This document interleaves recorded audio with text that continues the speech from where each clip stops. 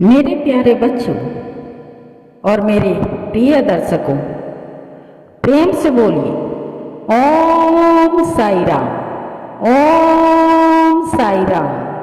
ओम साई राम। राधे राधे। मेरे दर्शकों, आइए, अगर आप साई संदेश में नए हैं तो आपका बहुत बहुत स्वागत है। हमारे साई संदेश में जुड़ने के लिए सब्सक्राइब कर लीजिए ताकि आने वाली वीडियो की नोटिफिकेशन आप तक जल्द से जल्द पहुंच सके। मेरे दर्शकों और मेरे बच्चों, आप लाइक और शेयर भी नहीं करते हैं मेरे बच्चों, तो मन भी नहीं करता है वीडियो डालने का। मेरे बच्चों, तो आइए जानते हैं, और मेरे जितने भी प्यारे दर्शक हैं, मैं सबसे आज 2024 की जो 19 और 20 तारीख को आने वाली है जया एकादशी का आप रखेंगे न व्रत मेरे बच्चों और मेरे दर्शकों। ये व्रत आप जरूर करें और इसकी कथा भी सुने। मान्यता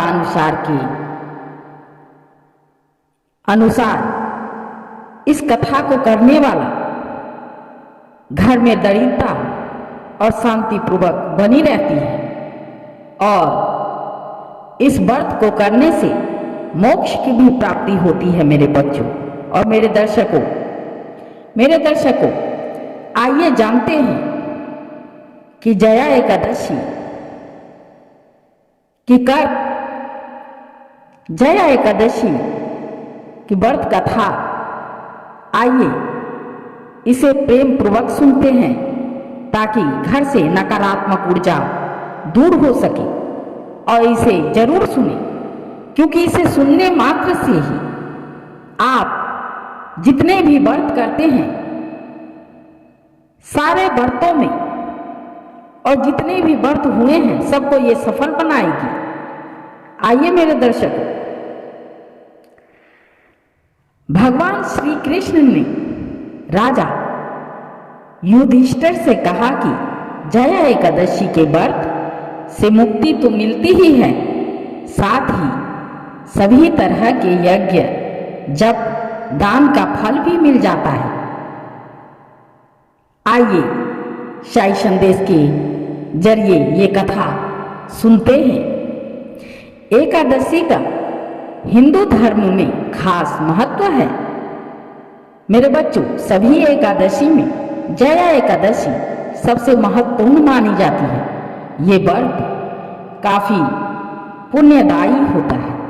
पौराणिक मान्यताओं के अनुसार इस एकादशी का व्रत करने से सभी पाप नष्ट हो जाते हैं और उत्तम फल मिलता है। जया एकादशी के शुभ दिन भगवान विष्णु की पूजा की जाती है।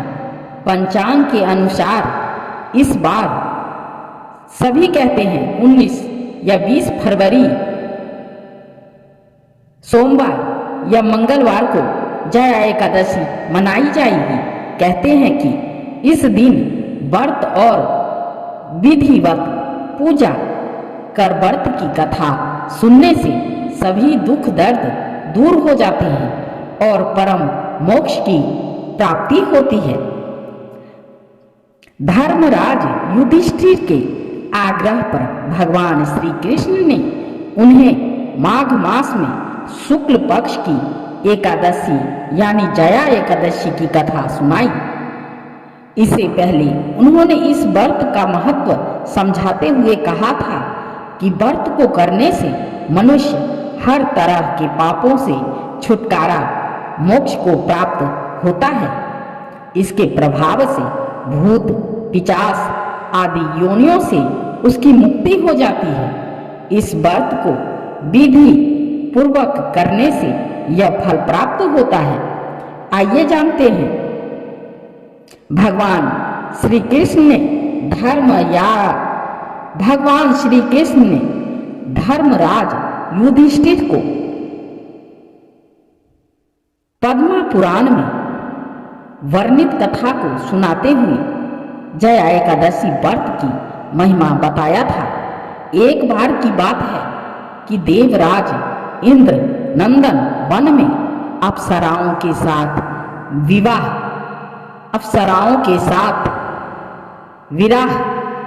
कर रहे थे। तब गंधर्व गीत गा रहे थे और गंधर्व कन्याएं नृत्य कर रही थी। इन गंधर्व में माल्यवान नाम का एक गंधर्व भी था जो बेहद सुरीला गाता था। वह रूपवान भी था। इस दौरान वह गंधर्व कन्याओं में एक पुष्यवती नाम की नृत्यकार भी थी। पुष्यवती माल्यवान एक दूसरे की सुंदरता देख मोहित हो गई और अपनी सुध बुध खो बैठी। इस तरह उनकी लय ताल पूरी तरह टूट गई। माल्यवान और पुष्यवती के इस कृत्य से देवराज इंद्र का क्रोध भड़क गया। उन्होंने दोनों को स्वर्ग से वंचित रहने और मृत्यु लोक में पिशाचों की तरह जीवन भोगने का श्राप दे दिया। मेरे दर्शकों और मेरे बच्चों, इस श्राप के प्रभाव से पुष्यवती और माल्यवान प्रेत योनि में चले गए। वहां जाकर दोनों दुख भोगने लगे। उनका पिशाची जीवन बहुत ही ज्यादा कष्टदायक था। इससे दोनों काफी दुखी थे। एक बार माघ मास में शुक्ल पक्ष की एकादशी के दिन पूरे दिन में दोनों ने एक बार ही फलाहार किया था।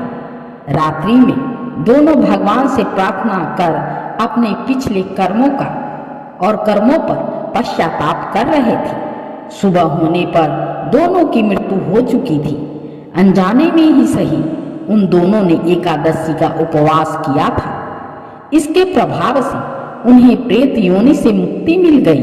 मेरे दर्शकों, और फिर से स्वर्ग लोक चले गए। श्री कृष्ण ने राजा युधिष्ठिर से कहा कि जया एकादशी के व्रत से मुक्ति तो मिलती ही है, सभी तरह के यज्ञ जप दान का फल भी मिल जाते हैं। जया एकादशी का व्रत करने वाले मनुष्य हजारों वर्षों तक स्वर्ग में वास करते हैं। मेरे बच्चों, तो एकादशी की व्रत आप कीजिए और मैं भी करती हूँ। मेरे बच्चों, तो इसी के साथ आप प्रेम से बोलिए राधे राधे और प्रेम से बोलिए ओम साई राम, ओम साई राम, ओम साई राम। एकादशी का व्रत आप जरूर करें मेरे बच्चों। धन्यवाद।